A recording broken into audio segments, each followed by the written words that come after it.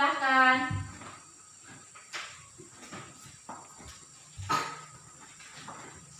Sebelum kita mulai pelajaran kita, mari kita bernyanyi.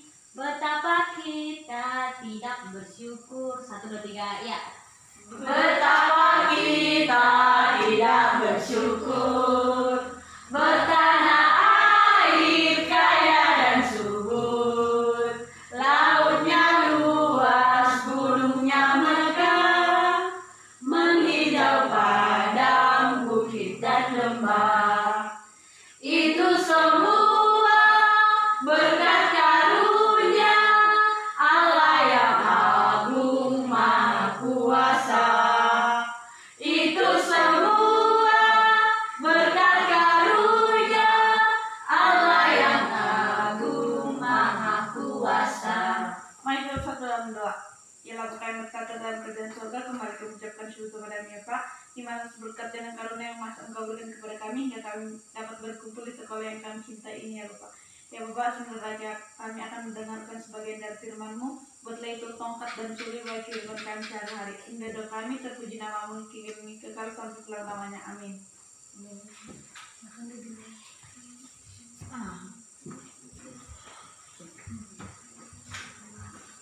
Terima kasih buat pembawa ibadah. Sebelum kita ke materi pembelajaran, Ibu absen dulu ya. Ya Bu. Gunawan, Hadir, Bu. Josepain, Hadir, Bu. Dirli, Hadir, Bu. Citra, Hadir Bu. Damayanti, Hadir, Bu. Kesya, Hadir, Bu. Eli Kohen. Oke, hadir semua. Berarti nggak ada yang absen, nggak ada yang sakit kan? Nggak ada, Bu. Oke. Adapun topik pembelajaran kita pada pagi hari ini yaitu hidup berkelimpahan. Hidup berkelimpahan. Apa? Hidup berkelimpahan. Adapun tujuan kita mempelajari materi kita yaitu hidup berkelimpahan, yang pertama itu supaya kita menghayati dengan sungguh-sungguh keberadaan kita sebagai murid Kristus. Yang kedua itu supaya kita memahami keuntungan menjadi murid Kristus. Apa untuk kita kalau kita menjadi murid Kristus di dalam hidup yang berkelimpahan? Yang ketiga itu menjelaskan arti hidup berkelimpahan. Setelah kita belajar arti hidup berkelimpahan ini, nanti kita harus mampu menjelaskan, memahami bagaimana itu hidup yang berkelimpahan. Itulah tujuannya kita mempelajari teori kita pada pagi hari ini. Dan yang terakhir itu menerapkan cara hidup berkelimpahan sebagai murid Kristus. Menerapkan cara hidup berkelimpahan sebagai murid Kristus. Yang artinya kita harus menerapkan bagaimana hidup yang berkelimpahan itu di dalam hidup kita sehari-hari. Sampai sini paham? Paham, Bu. Ada yang ingin bertanya? Tidak Bu. Oke, baik. Sekarang ingin bertanya. Apa arti hidup berkelimpahan menurut adik-adik? Hidup berkelimpahan adalah menikmati persekutuan yang intim dengan Bapa kita di surga melalui doa dan renungan firman-Nya, sehingga kita akan memenuhi tujuan utama untuk kita. Oke, jawaban Citra luar biasa, bagus. Ada lagi yang bisa menjawab untuk cowok-cowoknya? Oke, kita lanjut ke teori kita. Teori kita yaitu hidup berkelimpahan, yang artinya kita tidak kekurangan suatu apapun. Di dalam Korintus 15 ayat 54 sampai 58 di sana begini firman Tuhan. Dan sesudah yang dapat binasa ini mengenakan yang tidak dapat binasa, dan yang dapat mati ini mengenakan yang tidak dapat mati, maka akan genaplah firman Tuhan yang tertulis, maut telah ditelan dalam kemenangan. Hai maut, di manakah kemenanganmu? Hai maut, di manakah sengatmu? Sengat maut ialah dosa, dan kuasa dosa ialah hukum Taurat. Tetapi syukur kepada Allah yang telah memberikan kepada kita kemenangan oleh Yesus Kristus Tuhan kita. Karena itu, saudara-saudaraku yang kekasih, berdirilah teguh, jangan goyah, dan giatlah selalu dalam pekerjaan Tuhan. Sebab kamu tahu bahwa dalam persekutuan dengan Tuhan jeripayahamu tidak sia-sia. Selaku umat yang telah diselamatkan oleh Kristus, kita memulai karyanya di kayu salib. Hidup kita adalah hidup yang bisa dijalani dengan tenang karena tidak ada lagi dalam ancaman ancaman maut keberadaan hidup kita karena Tuhan sudah membayarnya di kayu salib.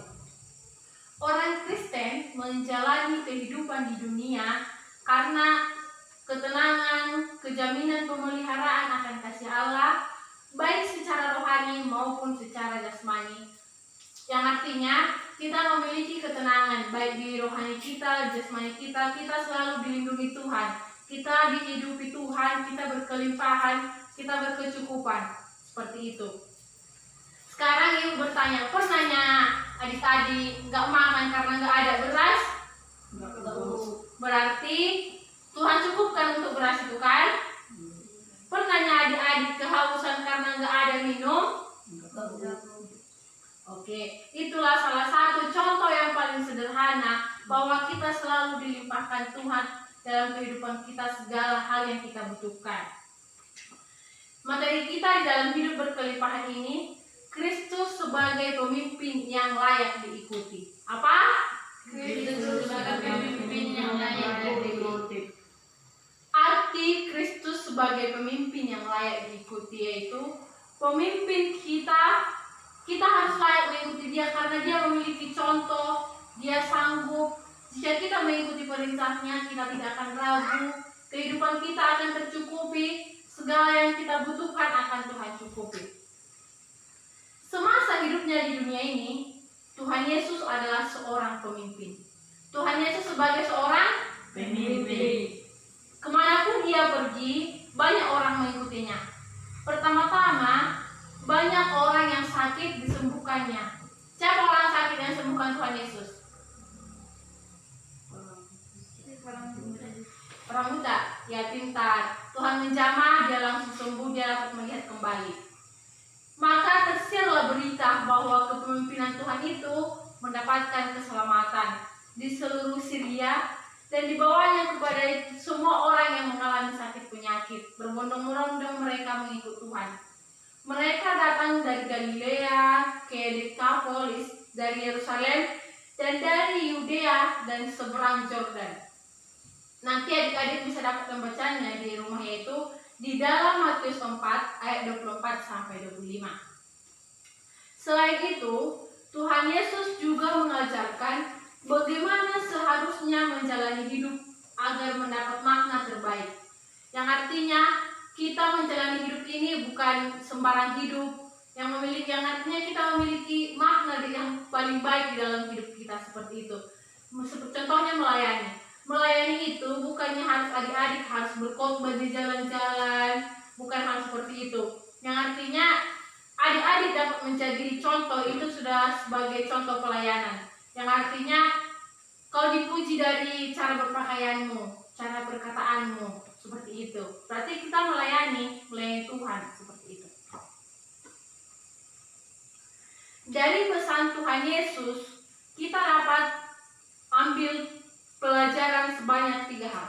Yang pertama, menaikkan doa bukanlah tindakan yang bertujuan untuk mendapatkan pujian dari orang lain, melainkan untuk membina hubungan pribadi dengan Allah. Nah, sekarang ibu mau bertanya, pernah adik-adik berdoa? Pernah. Apanya tujuan adik-adik? Mengapa adik-adik itu berdoa? Apa tujuan adik-adik itu berdoa?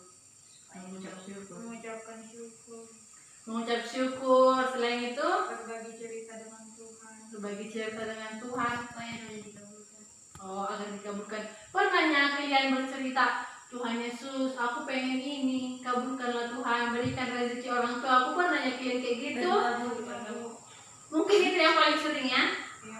Ya, berarti itu kita berdoa bukan itu tujuan kita yang utama kepada Tuhan, melainkan kita harus membina hubungan yang intim dengan Tuhan, dengan doa kita. Sampai sini paham? Yang kedua itu, isi doa kita adalah percakapan yang keluar dari hati kita, apa adanya, tidak perlu panjang dan lebar. Yang penting apa yang kita keluh kesahkan bisa kita ceritakan kepada Tuhan. Bukan doa yang harus berulang-ulang, misalnya Tuhan Yesus, cukupkan makananku. 10 kali kalian bilang cukupkan makananku, cukupkan makananku. Bukan harus seperti itu. Bukan harus doa yang panjang kali lebar seperti itu. Yang ketiga itu, Walaupun Allah Bapa mengetahui apa isi hati kita sebelum kita mengucapkannya, namun Ia tetap menunggu sampai kita memintanya. Yang berarti bahwa kita menunjukkan kebergantungan kita kepada Allah Sang Pemurah. Yang artinya seperti ini. Tuhan Yesus itu tahunya kebutuhan si Damayanti itu uang sekolahnya 3 bulan udah gak dibayar. Tahunya Tuhan Yesus itu. Tapi kalau misalnya si Damayanti gak berdoa, gak meminta sama Tuhan, atau gak dibantu orang tuanya ke ladang, misalnya panen kopi, gak bakalan jatuh uang itu dari langit, gak bakalan jatuh dalam bentuk koper kayak yang di film-film itu, gak akan ada kayak gitu. Yang artinya apa yang kita rindukan, kita tahu, Tuhan tahu. Tetapi alangkah baiknya kita datang berdoa kepada Tuhan, kita minta dengan sungguh-sungguh. Gak apa-apa berdoa itu meneteskan air mata, seperti itu. Itu doa yang sungguh-sungguh, asal kita memintanya dengan baik. Tuhan tahu keperluan kita dan Dia pemurah. Dia akan memberikan apa yang kita butuhkan, bukan apa yang kita mau, seperti itu. Misalnya kemauan si Citra itu iPhone, dan menurut Tuhan itu belum wajar, atau belum pas, atau belum waktunya, tunggu sebentar, seperti itu kan. Berarti kebutuhan si Citra sekarang itu kebutuhan untuk kuliahnya ke SMA nanti, belum iPhone, seperti itu. Paham? Paham, Bu. Bagi mereka yang ingin sungguh-sungguh hidup sesuai dengan yang apa yang Tuhan perintahkan dalam kehidupannya, mendengarkan khotbah Tuhan Yesus ini sungguh merupakan suatu kesempatan.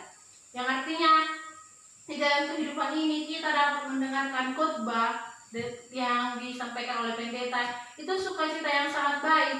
Karena banyak teman-teman kita yang di luar sana untuk ke gereja pun mereka mengalami banyak tantangan. Mereka dibom, mereka dibunuh, seperti itu. Tetapi kita di sini kitanya yang malas kan, bukannya tantangannya yang banyak, bukannya kita harus melewati polisi-polisi dulu. Tantangannya cuma satu, kita sering malas. Yang selanjutnya itu, jika kita ingin hidup berkelimpahan, kita harus memiliki sikap jujur dan bukan penipu. Bagaimana kita menjadi pengikut Kristus yang sungguh-sungguh jika kita seorang penipu? Contohnya di Lukas 14 ayat 25 sampai 27. Di situ bisa nanti adik baca di rumah.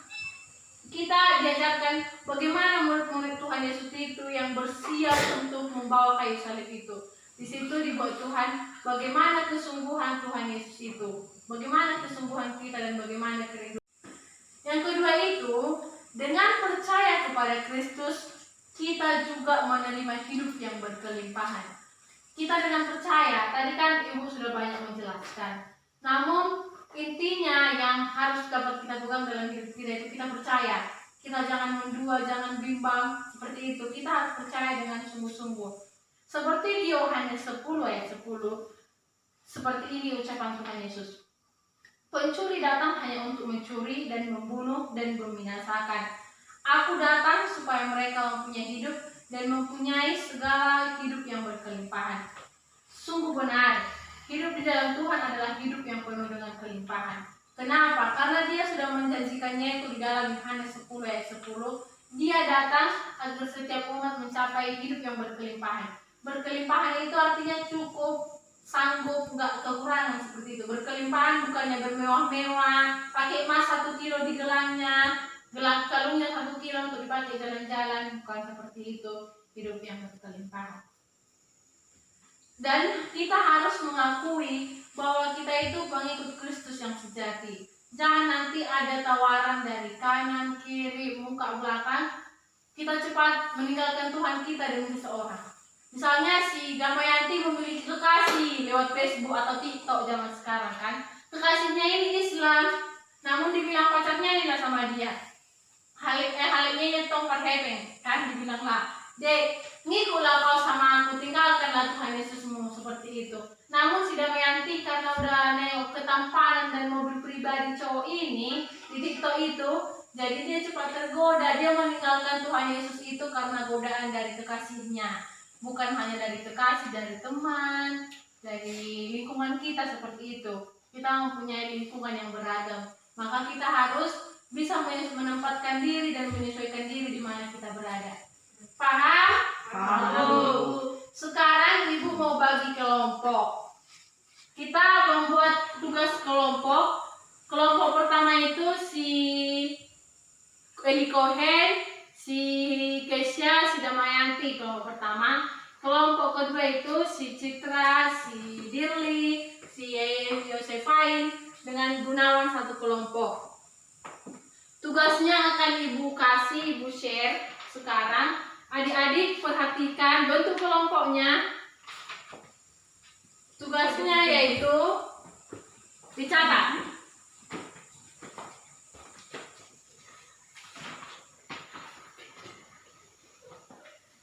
Sebutkan dua hal mengapa kita harus bersyukur dan bangga menjadi pengikut Kristus.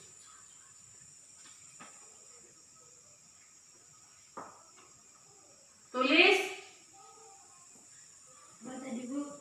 Sebutkan dua hal mengapa kita bangga menjadi pengikut Kristus. Pertanyaan yang mudah. Jika adik-adik mengikuti materi tadi, ini pertanyaan yang mudah.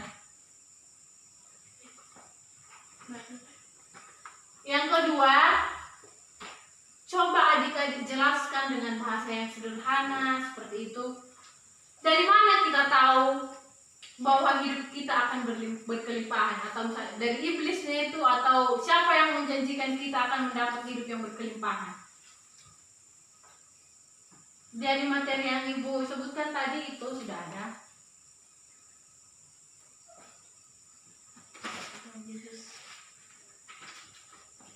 Udah, tinggal satu lagi pertanyaannya.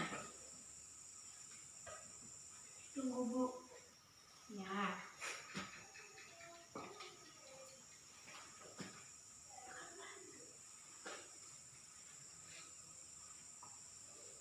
Udah?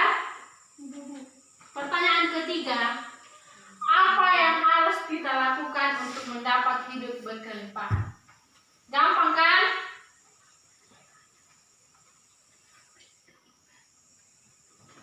Didiskusikannya, jangan Gunawan, jangan ada yang bercanda-bercanda, jangan ada yang apa. Ada yang kurang dipahami? Oh, dari mana kita tahu bahwa di dalam Tuhan itu kita dapat berkelimpahan? Hidup berkelimpahan. Kenapa nggak Tuhan janjikan hidup yang mewah? Kenapa harus yang berkelimpahan? Seperti itu. Dan didiskusikan, Mbak. Nomor 3, Bu. Nomor 3 itu, apa yang harus kita lakukan untuk mendapatkan hidup yang berkelimpahan?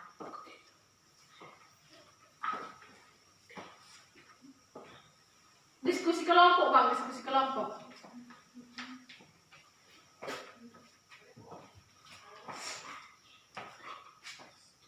Ada lagi pertanyaan dari kelompok 1?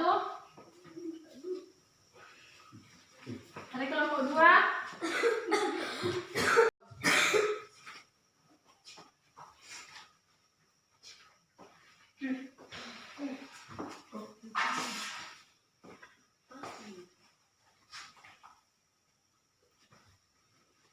Ada yang ingin ditanya?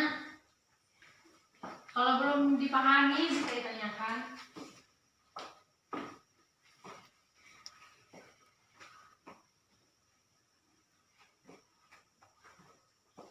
Ibu kasih waktunya 15 menit.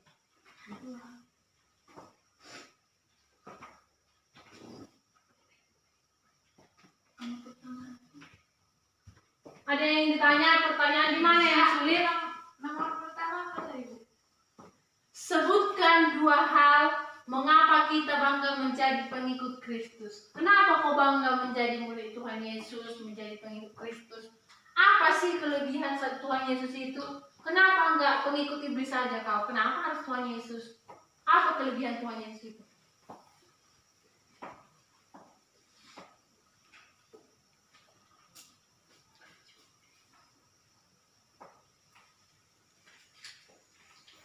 Udah?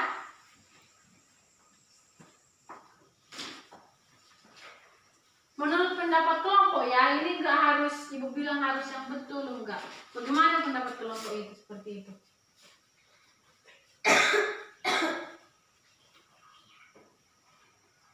Abang Dirli diskusi kelompok bang. Masalah tanya jawabannya diskusikan.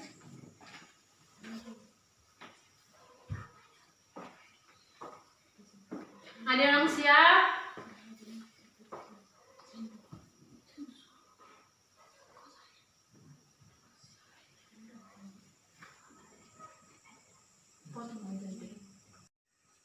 Udah siap? Sudah. Kelompok siapa pertama maju ke depan? Silahkan. Sama-sama. Kan satu-satu biar bisa nanti kita tengok kayak mana teman kita. Untuk kelompok satu silahkan. Mengapa kita harus bangga menjadi pengikut Kristus? Kita bangga mengikut Kristus karena kita mengimani bahwa Dialah yang membawa kita ke jalan yang benar, yakni dirinya sendiri, yang menjamin akan kehidupan yang kekal bersama Allah di sana. 2. Dididik untuk tetap setia. Dari manakah kita tahu bahwa hidup di dalam Tuhan adalah hidup yang berkelimpahan?